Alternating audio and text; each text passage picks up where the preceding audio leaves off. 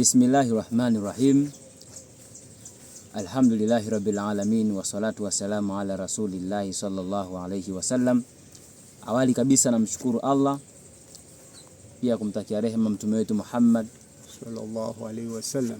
Kadhalika pia tunamtakia rehema, tunawatakia rehema na amani manabii wote wa Mwenyezi Mungu aliowatuma katika huu ulimwengu kuja kutufunza sisi utaratibu wa namna ambavyo tunapaswa kuishi. Pia na akiwemo nabii wetu wa mwisho, nabii wetu Muhammad sallallahu alaihi wasallam, ambaye alifundisha kwa kina kumhusu shetani na namna anavyoweza kufanya kazi. Kwa mara nyingine tena leo nipo na ndugu yangu bwana Rajab Salum, ambaye ni mwalimu wetu wa kiroho bwana kwenye upande wa elimu ya imani. Alhamdulillah.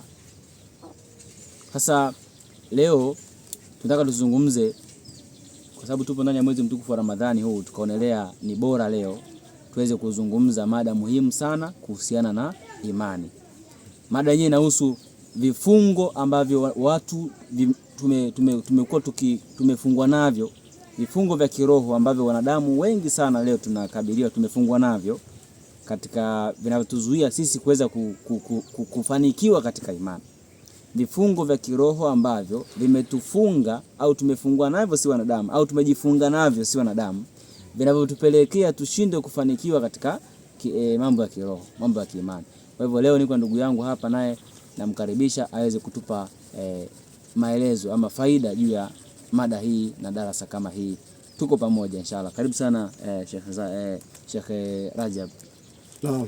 Assalamu alaykum wa rahmatullahi wa barakatuh. Wa alaykum assalam wa rahmatullahi wa barakatuh. Alhamdulillahi rabbil alamin wassalatu wassalamu ala ashrafil anbiya'i wal mursalin Muhammad ibn Abdullah sallallahu alayhi wasallam. Ninamshukuru Allah tabaraka wa taala, mwingi wa rehma, mwenye kurehemu. Ninamshukuru Allah tabaraka wa taala, mwingi wa rehma, mwenye kurehemu, kwa kutuwezesha mimi pamoja na ndugu yangu Ustaz Zaidi kuweza kujumuika kwa pamoja, kuweza kuzungumza maneno ya Allah tabaraka wa taala pamoja na maneno ya Bwana Mtume Muhammad sallallahu alaihi wasallam, tukiwa katika mwezi mtukufu wa Ramadhani. Lengo na mazumuni tuweze kupata faida za mwezi mtukufu wa Ramadhani, tuweze kufaulu kama vile Allah tabaraka wa taala alivyouleta mwezi wa Ramadhani kwa lengo la watu kupata uchamungu. Kwa hiyo mada ambayo sisi tunataka kuiwasilisha kwenu nyinyi ndugu zetu katika imani ni vifungo vya kiroho vinavyowapelekea waumini wa dini ya Kiislamu imani zao kuto kukua. Kwa sababu gani?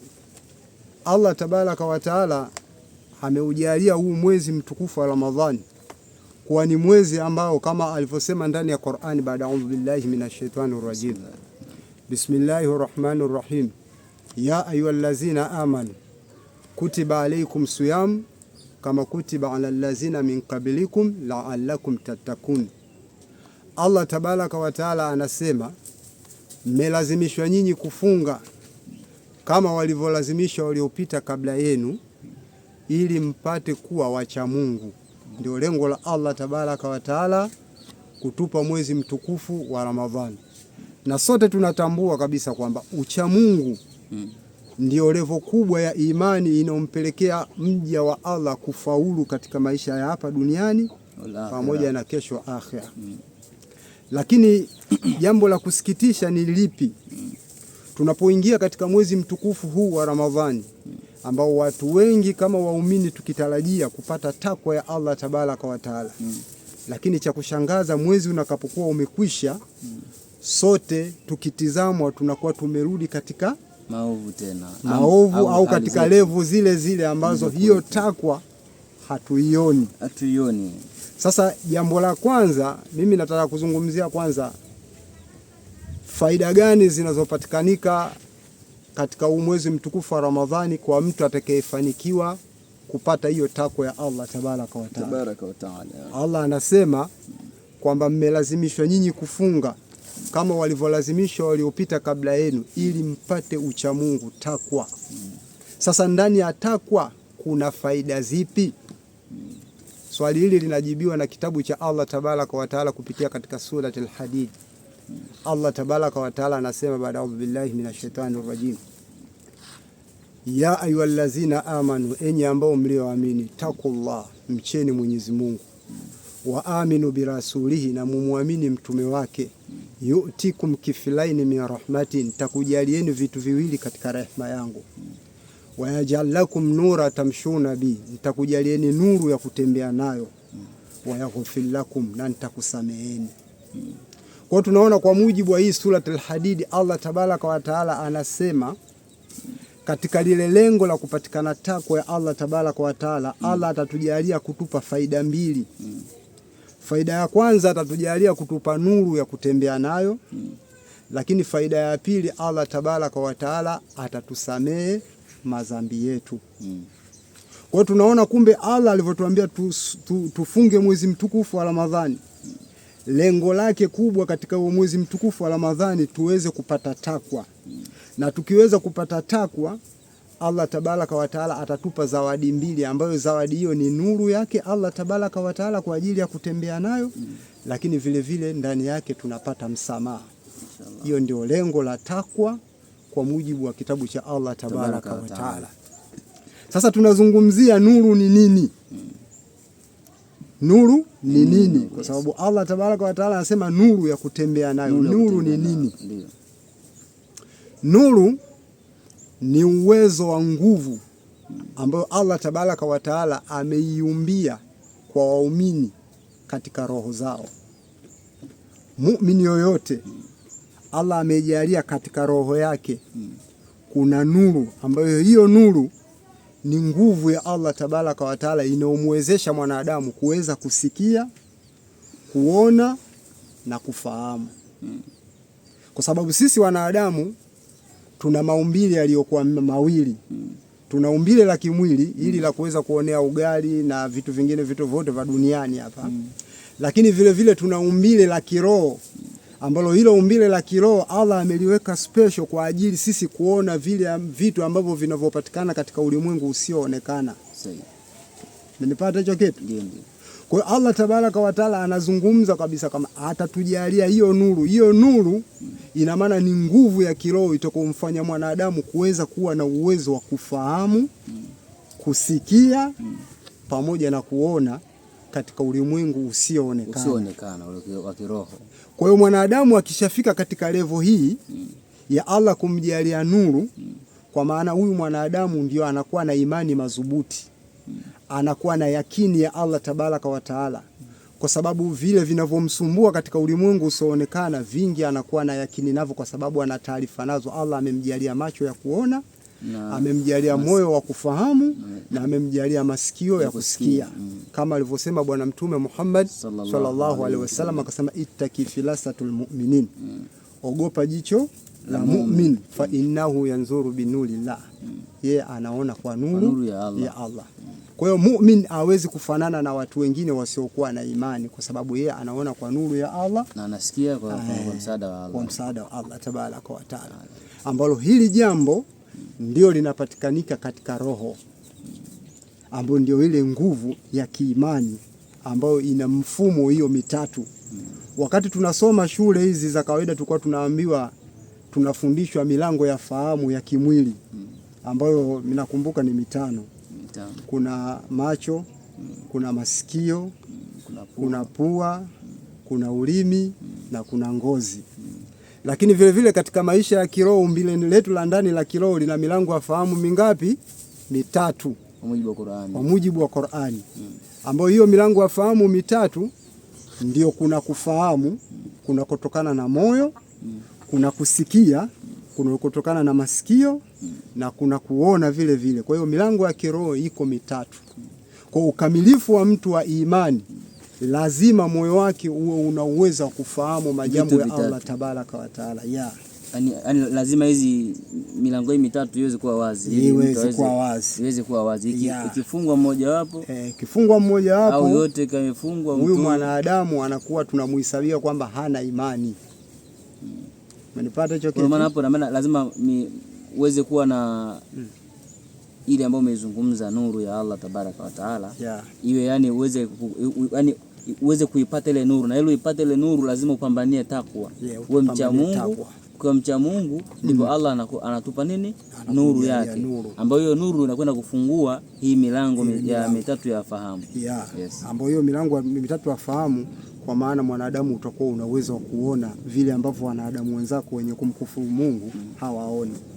Utakuwa unaweza kusikia yale ambao wanadamu wengine wanamkufuru Mungu hawawezi kusikia, na vile vile unaweza kufahamu yale ambayo wanadamu wengine hawawezi kufahamu. Unaweza kuona yale ambayo wengine hawawezi kuona. Kwa hapo ndo kutakuwa kuna tofauti kati ya aliyeamini na asiye amini. Kwa hiyo mtu yote aliyekuwa ameamini lazima hivi vitu vitatu viweze kufanya kazi katika maisha yake, ambapo ndivyo vitampa yeye yakini ya kumwamini Allah tabaraka wa taala, na itakuwa ni ngumu kwa mwanadamu huyu tena kurudi kwenye maasi. Sawa.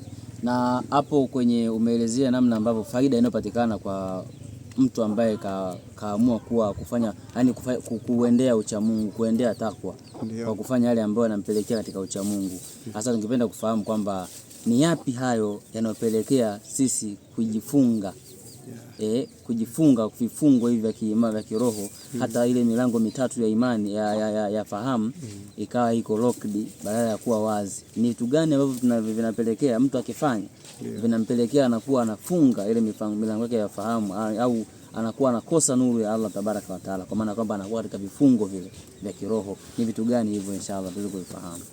Na umeuliza swali zuri sana ambalo linaendana na mada ambayo tunaizungumzia, ambapo ufafanuzi wetu tumezungumza ili imani yako iwe madhubuti, lazima hii milango ya fahamu ya kiroho mitatu iweze kufanya kazi, kwa maana moyo, masikio pamoja na macho.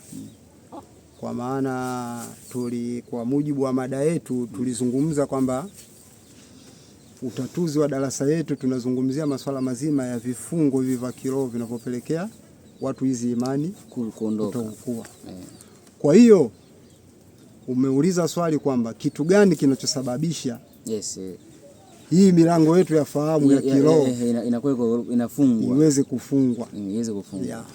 Jibu hili tunalipata ndani ya kitabu cha Allah tabaraka wa taala, Suratul Baqara aya ya 6. Allah tabaraka wa taala anasema, innal lazina kafaru sawaun alaihim aanzartahum am lam tunzirhum la yu'minun, hakika ya waliokufuru wamejisahau, waambie usiwaambie, wao hawatoamini. Khatama Allahu ala qulubihim wa ala sam'ihim wa ala absarihim ghishawatun wa lahum adhabun adhim.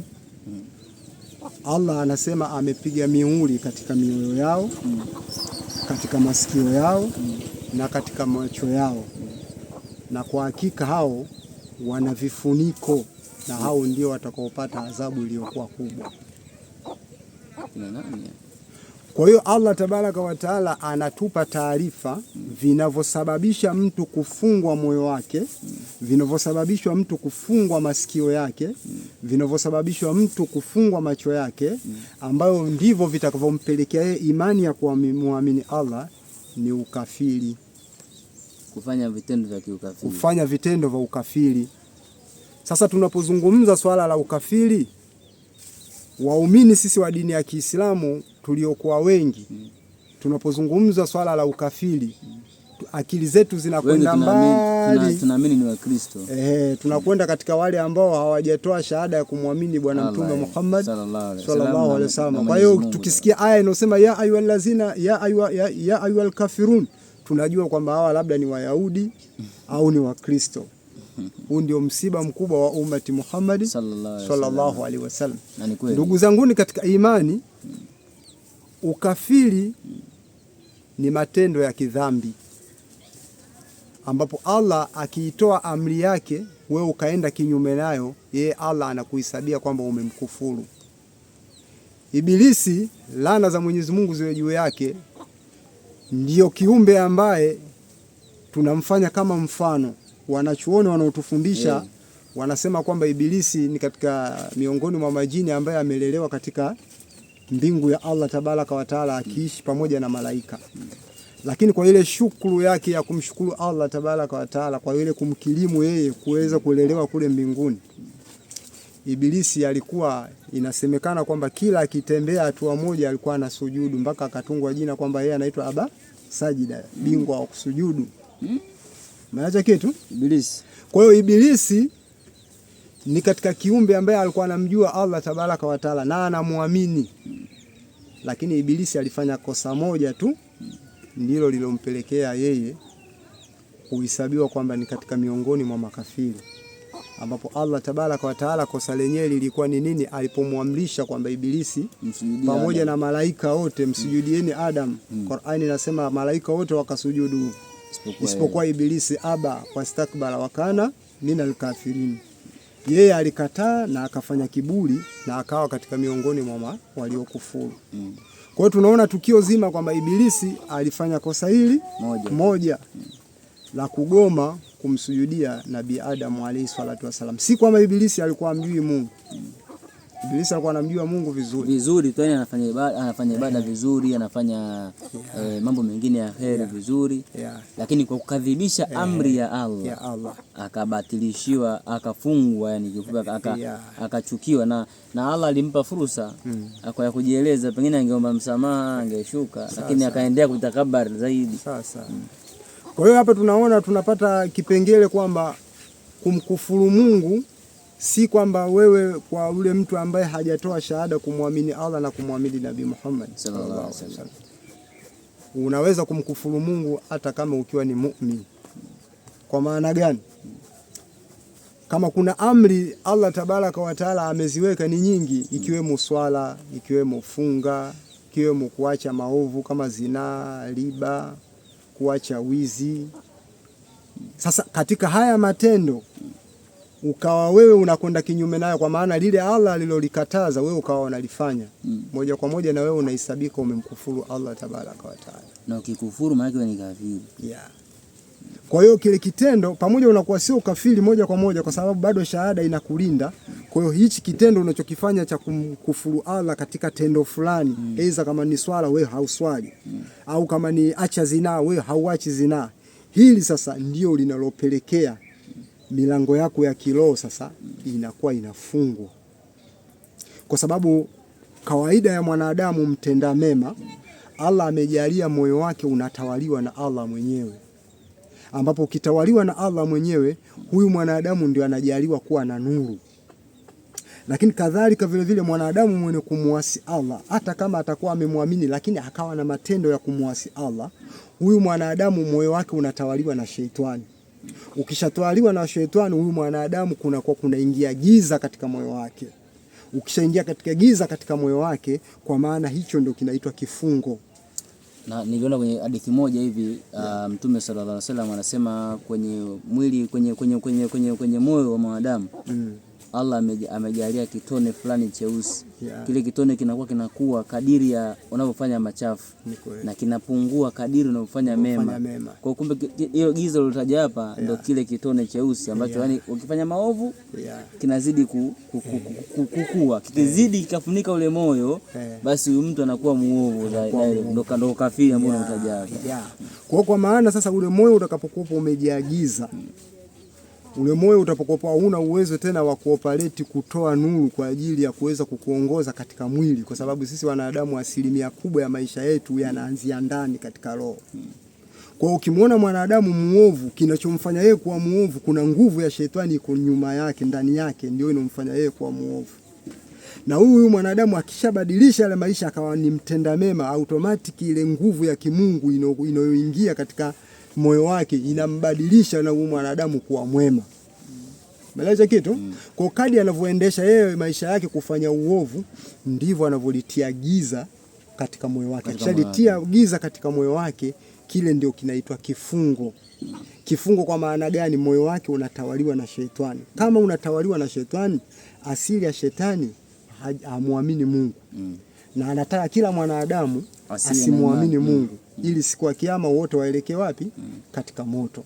Kwa hiyo Allah anavyosema hakika ya waliokufuru wamejisahau, uwaambie usiwaambie, wao hawatosikia. Mbona hawatoamini? Hawatoamini kai. Ndio pale sasa mtu umeshafungwa, sasa unaweza ukaja ukakumbushwa ujumbe labda bwana hichi kitu sicho hivi na hivi, ukakuwa ushafungwa, ushaweka kifuniko tayari, uweze tena kuelewa wala kusikia wala kufahamu. Ni kweli, ndio maana unakuja kukuta wanadawa misikitini, sehemu mbalimbali za hadhara za watu, wanapofikisha ujumbe wa Allah tabaraka wa taala, lazima ulijue hili jambo kwamba tunapozungumza na wanadamu tunazungumza katika mfumo gani. Pindi ambapo watakapokuwa wanarejesha majibu kwetu sisi, tusiwachukulie muda mwingine ni hasira. Kwa sababu gani? Wanadamu wenye kumwasi Allah wanakuwa wamefungika. Kwa hiyo inawezekana kwamba hata watu wapo msikitini, unachangisha michango, mbona naongea maneno mazito ya Allah, naongea aya za adhabu, naongea maneno makubwa, lakini watu waoni kujali kitu chochote. Wanakusikiliza. Kinachofanya kuto kujali, kwanza ile mioyo yao haifahamu uzito huo ukubwa kuhusu swala la Mwenyezi Mungu. Lakini vile vile masikio yao yanayotaka kusikia hizo aya na hizo nasaha zako pia vile vile hayasikii. Lakini vile vile macho yao yaliyotakiwa kuona vile fadhila kubwa ambazo wewe unazowafikishia, wao hawaoni. Hao ndio Allah anasema kwamba wana vifungo katika mioyo yao, na hao ndio watakuwa na adhabu iliyokuwa kubwa. Kwa hiyo ndugu yangu katika imani, swala ni vipi ili tuweze sisi kupata takwa ya Allah tabaraka wa taala, kama lengo la huu mwezi mtukufu wa Ramadhani. Mwezi mtukufu wa Ramadhani tunavyofundishwa, kwanza tunaacha kula vitu vyetu vilivyokuwa vya halali. Umeelewana hapo? Nikoza niulize kabla hapo kwamba baada ya kwamba mtu sasa ashatambua kwamba vitu vinavyopelekea kufungwa vifungo vya kuifunga roho au kufunga vifungo vile vya kiroho, kuvitambua tayari, tunataka kujua kwamba anafanyaje huyo mtu ambaye tayari anaona kuna viashiria vya hivyo kufungwa kiroho yake, kiroho vifungo vile vifuniko vile, ili viweze kuondoka, au tunasalimika vipi kwenye hivi vifungo? Tufanye nini ili tuweze kusalimika? Au ndio uko naelekea? Sawa, ndio nilikuwa naelekea. Sasa nilikuwa nazungumza kwa sababu Allah tabaraka wa taala amekadiria kwamba huu mwezi mtukufu wa Ramadhani ni mwezi ambao kwanza anatujalia msamaha, umeelewa, kufuta yale madhambi ambayo tuliyokuwa tumeyafanya. Kwa hiyo kama tutaufunga vizuri huu mwezi mtukufu wa Ramadhani, ni mwezi mmoja kama chuo, yani kama utaratibu wa maisha, ambayo haya utaratibu huu wa maisha mtu akitembea nao miezi mingine iliyobakia ile 11, huyu mtu ndio anakuwa ametembea katika takwa. Kwa hiyo hii mwezi mtukufu wa Ramadhani, katika hizi siku 29-30 tunafundishwa namna ya kuweza kutembea kwa ajili ya kujifungua katika hivyo vifungo, na ili tusiweze kufungika tena. Kwa sababu Allah amejalia kabisa kwamba yoyote aliyeingia kwa uhakika katika huu mwezi mtukufu wa Ramadhani na kayafuata yale yote ambayo Qur'ani imeelekeza, na vile vile Bwana Mtume sallallahu alaihi wasallam aelekeza, lazima atafika kwenye hichi kipengele cha ucha Mungu. Na akifika katika hichi kipengele, kwa hiyo atakuwa tayari ameshapata shule itakomwezesha yeye kuto kurejea tena. Kwa maana kwamba haya maisha tunayoishi katika hizo haya masiku machache haya ambayo tumejalia mpaka tunaviacha vitu vyetu vya halali, kwa maana vyakula vyetu vya halali, wake zetu wa halali tunaacha, kwa maana tunafundishwa namna gani ya kuweza kwamba mwanadamu anaweza kuacha hadi yaliyokuwa ya haramu. Tumefahamiana hicho kitu? Sahihi. Tumefahamiana hicho kitu? Kwa hiyo mwezi mtukufu wa Ramadhani umewekwa special kama chuo, na yale matendo yakifanyika ukweli wa kufanyika, vile vifungo vinakwenda kufunguka. Vikishafunguka vile vifungo, utaanza sasa kuweza kupata yale mambo matatu. Utaanza moyo wako kufahamu, utaanza masikio yako kusikia, na utaweza macho yako kuweza kufanya nini? Kuona. Labda katika kipengele kimoja, kabla sijafika katika kile pointi ya kufunguka katika hivi vifungo kwa mujibu wa maelekezo ya Qur'ani pamoja na sunna za Bwana Mtume Muhammad sallallahu alaihi wasallam, nitoe mfano mdogo tu wa kuweza kila mwanadamu, nikiutoa mfano nadhani atakuwa anajielewa namna mfumo wa kuweza kusikia katika ulimwengu wa kiroho. Ndugu zangu katika imani, kawaida Allah tabaraka wa taala, sisi wanadamu huwa tuna sauti zinazotoka ndani. Hata kama unaona kabisa unataka kupigana na mtu katika swala la uovu, kuna kitu unakisikia kabisa, muda mwingine kinakukataza kwamba acha. Lakini vile vile wakati unatakiwa kuliendea jambo jema, unaweza kukuta unania nalo, lakini kuna sauti nyingine naye vile vile inakukataza. Acha. Maana kitu. Kwa hiyo katika mojawapo ya elimu ya kuweza kufahamu sauti zinazotoka katika ulimwengu wa roho, huaga sauti ya kwanza ni sauti ya Allah tabaraka wa taala katika jambo la kheri. Ukiona ile jambo nimelitiliania la kheri, afu ile sauti ya kwanza ikakupa msukumo. Mfano, mtu anazungumzia habari za utoaji wa sadaka, ukasikia msukumo ndani ya moyo wako, nitoe shilingi 10,000 au nitoe shilingi 20,000. Sauti ya kwanza unaisikia 10,000 bwana. Hiyo ni maelekezo kutoka kwa Allah tabaraka wa taala. Lakini ukosefu wa kutokujua sauti ya pili, ukikaa labda kabla kama sekunde 10-15 hivi, unaweza ukasikia hata 3,000 inatosha au hata buku inatosha. Kwa maana gani sasa? Ile ambayo uliambiwa utoe 10,000 ambayo Allah na uhakika ulikuwa nayo mfukoni, ndio ilikuwa ina fadhila mbele ya Allah tabaraka wa taala. Ukaacha iliyokuwa la kheri, ukaitikia sauti ya pili kutoka kwa sheitani ambayo inasema toa buku au toa 3,000, kwa maana kwamba hii maelekezo yanatoka kwa Ibilisi, kwa maana huenda hata hizi 3,000 zako ulizotoa Allah asikulipe, yani Allah asizipokee kabisa. Ndio. Kwa hiyo ule mfumo wa kusikia ni mfumo ambao unotuwezesha kwamba sasa hivi haya mawazo yangu ninayoyasikia yanatoka kwa Mungu au yanatoka kwa Ibilisi. Kwa Ibilisi rahmatullahi alayhi. Ukiweza kucontrol eneo hilo, basi utakuwa kwa kiasi fulani umesogea katika imani, umepiga hatua. Kwa maana kwamba kama utakopo imani yako iko chini na umefungika vibaya, ina maana hizi sauti unaweza usizisikie au ukawa unasikia sauti moja tu inayokuamrisha wewe kufanya maovu tu. Yani kwenye mtu anakuomba 5,000 unataka umpe jero, 10,000 nampa buku, au una sehemu ya kutoa hivi. Yani kiujumla umerecommend jambo jema, kwamba utakapokuwa unakusudia kufanya jambo jema, ile sauti ya kwanza inayokuambia lifanye au fanya kwa namna hii, ndio sauti ya Allah. Lakini ile ya pili itakokuambia au fanya kidogo au fanya kwa kiasi hiki, huu unakuwa ni ushawishi wa Ibilisi. Sawa. Basi hapo nimeelewa. Kijana, pointi ya mtu atanasuka vipi sasa kutokana na vifungo hivi vya sheitani ili kusalimika kwa ujumla. Kipengele sasa chetu cha tunachoelekea mwisho katika ile darasa letu isiwe ndefu sana, anasema maneno machache ambayo yenye kutiliwa umakini ndio anaweza mtu akampa ufahamu kuliko aliyokuwa mengi ambao mwisho wa siku anaweza akasikiliza afu asitilie umakini. Kwa hiyo tumezungumza vitu ambavyo vinavyomfunga mtu. Kwa hiyo vitu vinavyomfunga mtu ni maovu. Kwa hiyo haya maovu yako mengi.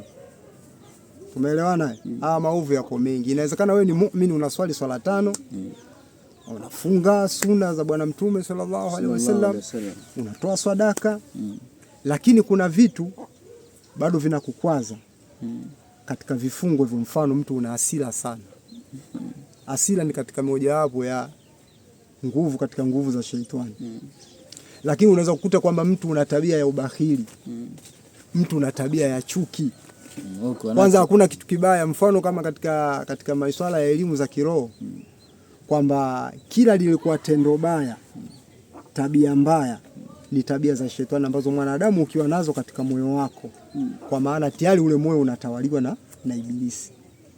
Kwa maana hata ikitokea kwamba mimi mfano Bwana Zaidi mtu ameniuzi, kikubwa kwamba hata kama nilikuwa nimeuzika, sitakiwi ndani ya nafsi yangu kuiweka chuki. Nikishaweka chuki, na maana tayari nimechukua tabia ya Ibilisi nikaipachika katika moyo wangu. Katika moyo wako. Kwa hiyo nikishaipachika tabia ya Ibilisi katika moyo wangu, basi ile nuru ya Allah tabaraka wa taala inaondoka, kwa sababu inasema kwamba katika issue za kiroho kwamba kumweka Allah katika moyo ni kugumu mno. Yaani kumuondoa Allah katika moyo ni kwepesi mno kuliko kumuondoa shetani katika moyo. Kwa maana gani? Uovu unapokuwa umeingia tu, Allah tabaraka wa taala nuru yake inakaa pembeni. Alachekea kitu. Sahihi. Lakini uovu kuondoa katika moyo ambao ndio shetani mwenyewe, sio kazi ndogo. Ni kazi kubwa sana. Ni kazi kubwa ambayo inatakiwa mtu kupambana. Alachekea kitu. Tunatia mwezi kama hivi wa Ramadhani. Ndio maana wanachuoni wa zamani walikuwa wanafundisha kitu kinachoitwa tazkia nafsi, kusafisha nafsi. Sasa haya tunayokwenda kuyataja ndio katika moja wapo ya tazkia nafsi, namna ya kuweza kujisafisha na kujiondoa katika hivyo vifungo. Sahihi. Ndugu zangu katika imani, kitu sasa kitachokuwa kumuondoa mtu katika kifungo cha kiroho ambao itakayomfanya yeye imani yake sasa ikakua, akapata hivyo viwango vya kuweza moyo wake kufahamu, kusikia pamoja na kuona, viko vitano kwa mujibu wa maelekezo ya Bwana Mtume Muhammad sallallahu alaihi wasallam. Viko vitano, kama utakuwa umeshikamana navyo, basi itakuwa hivi vifungo vinakuondoka na Allah atakujalia nuru katika moyo wako, katika masikio yako na katika macho yako, kwa maana sasa imani itakuwa imekuwa na utakuwa na yakini juu ya Allah tabaraka wa taala. Kitu cha kwanza kinachotakiwa kukuondoa wewe katika vifungo ni kumwamini Allah tabaraka wa taala. Kitu cha kwanza ni imani, ukweli wa kumwamini kwamba Allah yupo na Allah ndio aliyeweka utaratibu wa wewe mwanadamu unatakiwa uweze kuufuata, na Allah yeye ndio mwenye kukulipa. Kwa hiyo maisha ya hapa duniani, wewe unapomwamini Allah tabaraka wa taala, usiwe na mashaka naye. Lile alilosema kwamba ukilifanya katika wema atakulipa, basi simama nayo kulifanya kwa uzito wa kadiri ya wewe unavyoweza, ili uweze ukitarajia malipo kutoka kwake Allah tabaraka wa taala. Imani, bila imani uweze kufanya jambo lolote la Allah tabaraka wa taala. Hichi ni kipengele cha kwanza ambao ndio kipengele kikubwa sana, kumwamini Allah tabaraka wa taala. Lakini jambo la pili, unatakiwa linalomuondoa mtu katika hivi vifungo ni dua. Muda mwingi tunatakiwa tuweze kufanya dua, na hapa tunapozungumza dua ndio unakuta hata swala ipo ndani, hiyo funga na vile vile ipo ndani, na mambo mengine ya kumuomba Allah tabaraka wa taala kwamba nitoe katika hivi vifungo hivi vya kishaitani. Umeelewa kitu? Sahihi. Lakini jambo lingine la tatu ni sadaka. Sadaka kwa mujibu wa kauli ya Bwana Mtume Muhammad sallallahu alaihi wasallam, anasema sadaka inafuta madhambi mfano wa moto unavyokula kuni. Sadaka inafuta madhambi mfano wa moto unavyokula nini? Kuni. Hili ni jambo la ngapi? La tatu. Ambapo kwa mtu ambaye anekithirisha sana kutoa sadaka, moyo wake unatakasika. Unaweza kitu? Unavyotakasika moyo wake, huyu mwanadamu anajaliwa na yeye kuwa na nguvu ya kiroho, kwa maana imani inaingia katika moyo wake. Hili ni jambo la ngapi? La tatu. Ambayo ni sadaka. Tulianza na imani, tukaja na dua, sasa hivi ni sadaka. Yeah. Lakini jambo la nne ambalo linalomtoa mtu katika vifungo, jambo la nne ambalo linalomtoa mtu katika vifungo ni swala zima la adhkari. Utaji wa kumtaja Allah tabaraka wa taala, majina yake, utaji wa kumswalia Bwana Mtume Muhammad sallallahu alaihi wasallam, lakini vile vile adhkari kuu kabisa ni Qur'ani. Tusome Qur'ani sana. Sisi tuna kawaida katika Waislamu, kama huu mwezi mtukufu wa Ramadhani, ndio watu utawakuta misikitini wameshika misaafu. Baada ya hapo wakishamaliza hapo wanafunga misaafu, wanakuwa wameachana na habari nzima ya nini, ya usomaji wa nini, wa Qur'ani moja kwa moja. Kwa hiyo mtu mwenye kusoma Qur'ani kwa uendelevu, hii inapelekea hivi vifungo kufanya nini? Kufunguka. Kwa sababu ukizungumza vifungo ni mashaitani ambao walikuwa umewakaribisha mwenyewe kutokana na nini, na mambo ya uovu. Maana Allah anasema, Allah tabaraka wa taala anasema, na kwa kumkumbuka Mola wako ndipo nyoyo hutua. Kumkumbuka Allah, utamkumbuka wapi? Ni vitabu chake. Sasa Qur'ani ukisoma ndio sema pekee ambako unapata kumkumbuka Mwenyezi Mungu. Lakini vile vile pia ukiwa unasoma unapiga adhkari kama ulivyosema, ndio sema kumkumbuka Allah vile vile. Kwa hiyo nafikiri hii ina gain kabisa, inapata moja kwa moja na Qur'ani. Ni kweli. Kipengele cha mwisho cha tano cha kujifungua katika hivi vifungo ni kipengele cha kuishi katika takwa ya Allah tabaraka wa taala, kama mwezi mtukufu wa Ramadhani ambao Allah alituwekea lengo lake. Kuishi katika takwa kwa maana gani? Kuishi katika ucha Mungu, kwa maana kwamba kile Allah alichokikataza unatakiwa ukatazike, ukweli wa kukatazika, na kile Allah tabaraka wa taala alichokuamrisha kukifanya ukifanya kwa kadri ya uwezo wako. Kwa maana katika issue nzima ya takwa tunatakiwa sisi tujiepushe zaidi na maovu, hata kama tutakuwa na mema machache, lakini maovu tujiepushe zaidi. Kwa hiyo usidharau madhambi, kwa sababu hiyo dhambi unaoidharau ndio inakupelekea wewe kuharibu moyo wako, ndio inakupelekea wewe kufungika. Unaelewa hicho kitu? Kwa hiyo kadri unavyokuwa unaishi katika maisha ya takwa, huku ukifuata na vile orodha na vile vitu vingine vote vinne tulivyokuwa tumevitaja, moja kwa moja wewe unakuwa katika lengo la Allah tabaraka wa taala, ambao ndio ametutelemshia huu mwezi mtukufu wa nini? Wa Ramadhani. Kwa maana tumeweza kupata ile nini? Ucha Mungu, takwa ya Allah tabaraka wa taala. Kwa maana ukijaliwa hicho kitu, basi wewe utaweza kutembea vizuri katika hii dunia, kwa maana kwamba la kheri na la shari utaweza kujiepusha nalo. Mashaallah. Hitimisho ndio mwisho tumefika. Hapa nadhani ndio tumefika mwisho. Mashaallah. Basi ndugu zangu bwana, tulikuwa pamoja hapa na ndugu yangu bwana Sheikh Rajab Salum. Alhamdulillah tumepata faida kubwa sana wote tuliokuwa tumeanza mwanzo mpaka tumefika mwisho wa darasa hii. Lakini kubwa zaidi tuondoke na hili kwamba tutumie Ramadhani kama vile ni chuo. Hebu piga mfano. Upo chuo unasoma. Baada ya kumaliza kusoma chuo, pindi unapotoka kwenye chuo unapaswa kwenda kuishi yale ambayo uliyasoma kwenye kile chuo.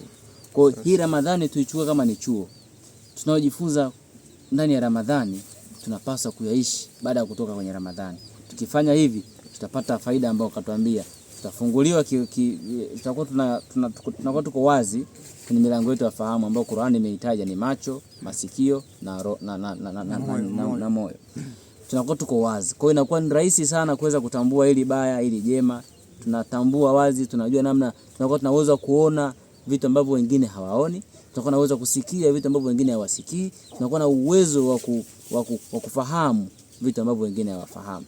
Kuna vitu mtu anazungumza wewe au mimi tufahamu, lakini kwa sababu gani? Hatujakuwa wazi kwenye upande wa nyoyo zetu. Katika moyo tuna vifungo ambavyo mwalimu kazungumza hapa. Kwa hivyo tujitahidi sana kama alivyoongea mwalimu, mambo ya kuweza kujitoa kwenye vifungo hivyo kavitaja hapa. Soma Qur'ani, fanya adhkari, tupige dua sana. Inajumuisha dua ni ibada kama vile swala, dua hizi kuomba dua kujikinga na Allah kwenye maasi na mengineyo. Tukifanya haya tunakuwa tupo sehemu salama. Allah tabaraka wa taala tusimamie tuweze kuweza kuwa miongoni mwa ambao tunanusurika kwenye vifungo hivi. Hatuna la ziada, tukutakie tu assalamu alaykum wa rahmatullahi wa barakatuh. Sheikh naye wasalimie. Naam. Alhamdulillah rabbil alamin. Kama ndugu yangu alivyozungumza hapo, malize nao. Darasa yetu hiyo tumeishia hapo kwa uchache ili haya maneno yaweze kufahamika. Naam.